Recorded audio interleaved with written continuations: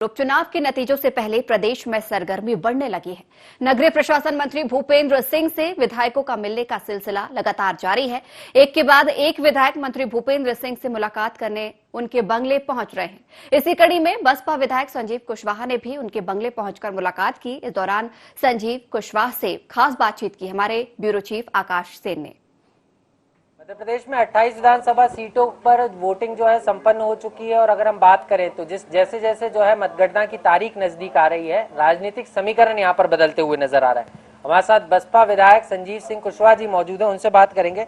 Sir, Baspa ने भी इस बार जो है बाई इलेक्शन में अपने उम्मीदवार उतारे थे, क्या स्थिति लग रही है? बीजेपी कांग्रेस तो दावा कर रही है, बसपा का क्या दावा? देखिए, मैंने पहले भी कहा है, कई चैनलों पर भी मैंने कहा है कि चूंकि इस प्रदेश की जनता ने दोनों दलों की सरकारों को देखा है, भारतीय जनता पार्टी की भी सरकार को लंबे समय तक देखा और कांग्रेस की सरकार को भी देखा, तो इस बार चूंकि जिस तरह का घटनाक्रम प्रदेश में हुआ उससे भी जनता बहुत नाराज है। इसलिए निश्चित तौर पर बहुजन समाज पार्टी इन चुनाव में बहुत अच्छा प्रदर्शन करने जा रही है। 10 से 12 सीटों पर हम बहुत मजबूत स्थिति में और निश्चित तौर पर अपनी जीत दर्ज करेंगे। लेकिन जो है जिस तरीके से बम्पर वोटिंग हुई उसके बाद सत्ता के समीकरण बदलते हुए नजर आ रहे हैं। अगर हम बीजेपी कांग्रेस की बात करें, राजनीतिक पंडित भी इस बात को नहीं समझ पा रहे हैं वोटिंग किस साइड जा रही है, पक्ष में या विपक्ष में। और ऐसे में कहीं ना कहीं बसपा निर्णायक भूमिका में हो सकती है, क्योंकि अगर 5 या 6 सीट या 3 या 4 सीट पर भी विजयश्री हासिल होती है तो यहाँ पर निर्णायक भूमिका में नजर आ सकती है बसपा। बिल्कुल, निश्चित तौर पर बहुजन समाज पार्टी बिल्कुल निर्णायक भूमिका में रहेगी।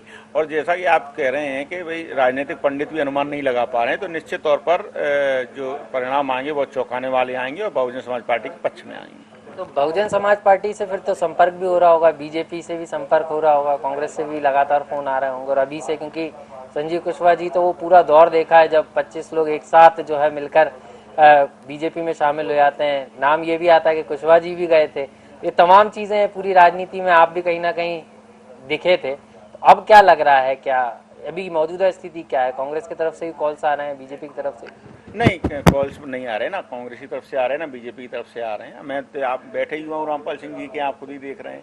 तो चूंकि हम पड़ोसी हैं और हमारे तो बहुत पुराने और पारिवारिक संबंध हैं, तो इसलिए कॉल वगैरह तो राजनीतिक कॉल किसी के भी नहीं आ रहे हैं, ना हमको किसी ने बुलाया। हम तो चूंकि हमारे माता पिता यहाँ पर एडमिट हैं, इस वजह से वो कॉल आए हुए हैं। फिर भी आखिरी सवाल, जब बात आती है सरकार की तो फिर बसपा का क्या स्टैंड रहने वाला है? क्योंकि बसपा से आप जो सीनियर एमएलए भी हैं, तो क्या स्टैंड रहेगा बसपा का? क्योंकि अगर मौजूदा समीकरण देखें तो कोई समझ तो पा नहीं रहा, लेकिन ये स्पष्ट है कि अगर वैसे ही 2018 जैसे क्लोज मुकाबला होता है, क्लोज सीटें आती हैं, तो निर्णायक भूमिका में बसपा, सपा और निर्दलीय रहने वाले। बसपा का क्या स्टैंड है? इसको लेकर स्ट्रेटेजी भी तैयार हो रही होगी? देखिए, बहुजन समाज पार्टी का जो स्टैंड रहेगा या जो भी निर्णय रहेगा उस निर्णय लेने का अधिकार सिर्फ पार्टी की राष्ट्रीय अध्यक्षा के ऊपर है। वो जो भी निर्देश हम लोगों को देंगे उसका हम लोग पालन करेंगे।